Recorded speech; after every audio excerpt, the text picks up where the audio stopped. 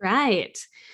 So, we wanted to take this time to introduce ourselves. Laura and I talk all the time about adoption, and we just thought maybe other folks would be interested in listening to what we are talking about. Laura and I have been friends for a long time. Laura, how long did we figure out it was? 25 years, which is 25 crazy. years. Crazy. I don't even know what anniversary that is. I feel like, I don't know. Is that paper? Is that like, who knows what that is? Oh, shoot. But we met in college. We went to college together. We were in the same sorority. I don't know, Laura, if you want to talk about that a Yeah, little bit. I know. I was trying to remember because I am a year or two older than you, but I was definitely in the sorority 1 year longer. And then I remember you coming in. But we really got to be closer friends because we served on leadership together. I was the president and you were like the vice president of recruitment or something. Yeah, you were, that was even what it was called. But anyway, that's when I got closer, I'd say, and worked together.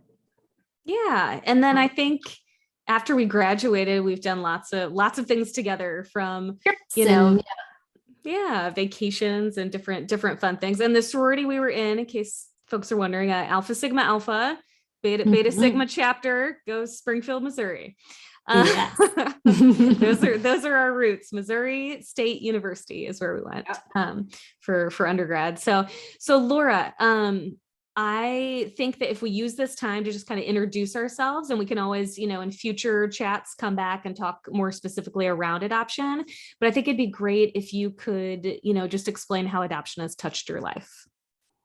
Okay. Yeah. So, yeah, adoption has touched my life throughout the years in a million different ways. I mean, I think that my earliest interactions, you were part of it because I had friends from college, friends from high school, and I knew that adoption was part of your life. Not that it was the only part of your life, but I just knew that.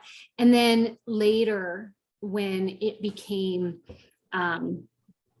known that that's how I was going to start a family, you guys were kind of like sources of, I asked questions, and I just knew that you guys were successful and happy, and just gave me hope that my family was going to come to be, and that we were going to be just fine and dandy.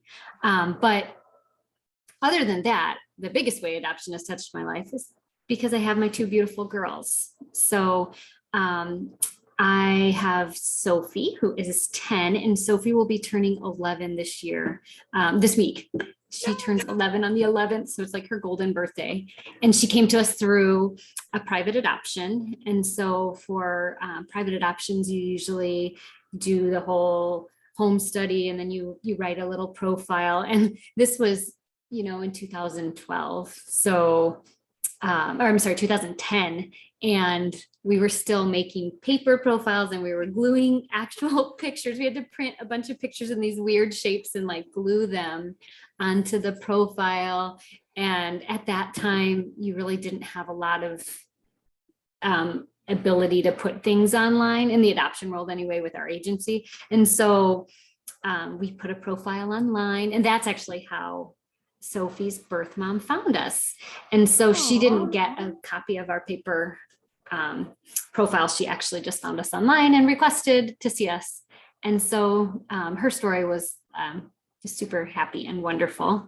But that was 2011. And then we also adopted our second in 2016. And Cecilia came to us through foster care. And that's like kind of a crazy story that I could get into all the details someday, but we basically were not foster parents, and we were just about ready to kind of like throw in the towel and be really happy with our family of three that we had, because we had Sophie was 4 at the time. We had some struggles. We'd had a failed adoption or two, and it just kind of felt like maybe we're just great. We've got this great family. And so when our home study was up, we were not planning to renew. And then sweet Cecilia just kind of slid into our lives. And so her adoption was very different because we were not foster parents. She was in foster care, but her parental rights had already been relinquished by the time we met her. And so it took a long time, and it just took different twists and turns. But so Cecilia is 6.5. She just started first grade. And since then, we were foster parents, probably within the next year after Cecilia was born. My husband, John, and I decided that we wanted to foster. And so it takes a long time to get your foster care license, about the same time as to complete a home study. And so we started with doing some respite care for dear friends of ours. And we had their little girl. Even before we were foster parents, we were support people for them. And respite care, just so that because I think I know, but I just want to make sure. So this is where you are babysitting or taking care of a foster child, but you have been through, basically like a home study approval or like a long background check to make sure that you were approved to take care of a kid in the foster system. Is that correct? Yeah, that's true respite care. And I think initially with Cecilia even, and the next child that we had, we were support people, which is just a little bit different. So to be a support person, you just have to have the background checks, and it has to be somebody that you know and you trust. So it could be your foster parents or siblings, people who are going to be part of your life and helping you with childcare. And then actual respite care, you need a license for that. Okay. So yeah, that's a little bit of a difference.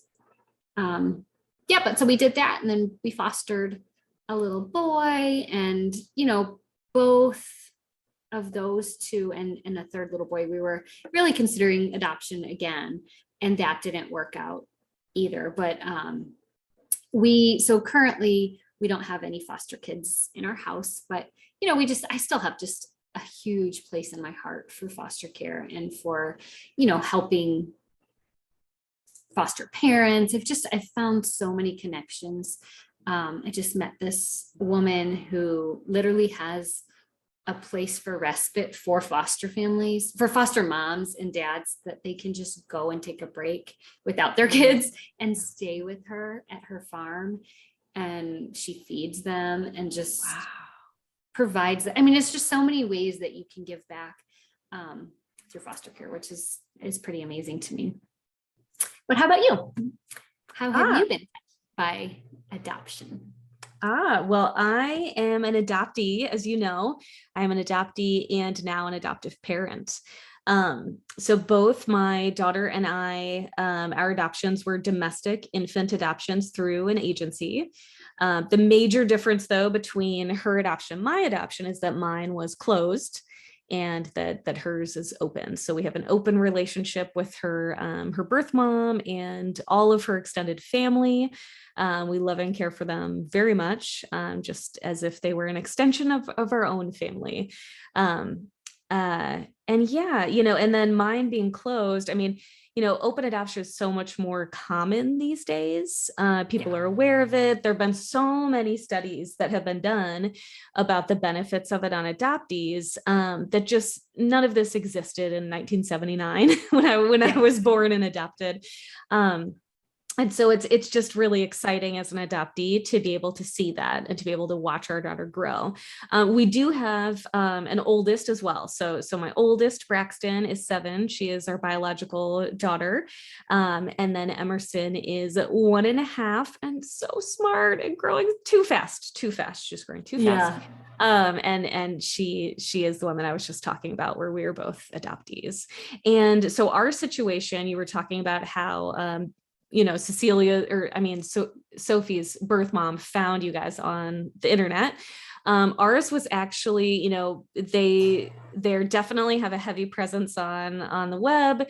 They have us do these videos, all of this. She just saw our print profile that arrived to her in the mail. And in fact, funny. I don't even think she ever saw the video. I asked her once and she's like, there's a video. So who knows, who knows how that's going to work out. But yeah, she saw our profiles, and from talking with her, one of the main things and the main reasons that she selected us was that I am adopted.